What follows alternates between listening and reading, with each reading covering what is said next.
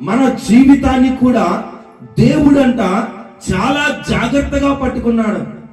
మనలను దేవుడు చాలా జాగ్రత్తగా హ్యాండిల్ చేస్తున్నాడు, చాలా జాగ్రత్తగా భద్రపరుస్తున్నాడు. ఆయన కృపలో మనలను చాలా జాగ్రత్త పరుస్తున్నాడు.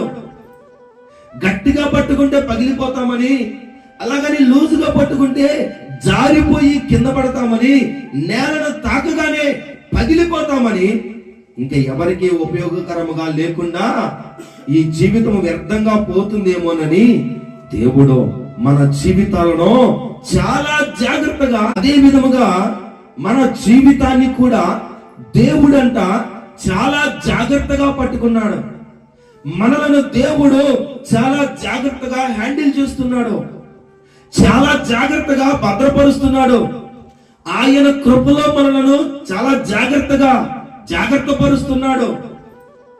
గట్టిగా పట్టుకుంటే పగిలిపోతామని, అలాగని లూజుగా పట్టుకుంటే జారిపోయి కింద పడతామని, నేలను తాకగానే పగిలిపోతామని, ఇంకా ఎవరికి ఉపయోగకరముగా లేకుండా ఈ జీవితం వ్యర్థంగా పోతుందేమోనని దేవుడు మన జీవితాలను చాలా జాగ్రత్తగా హ్యాండిల్ చేస్తున్నాడు.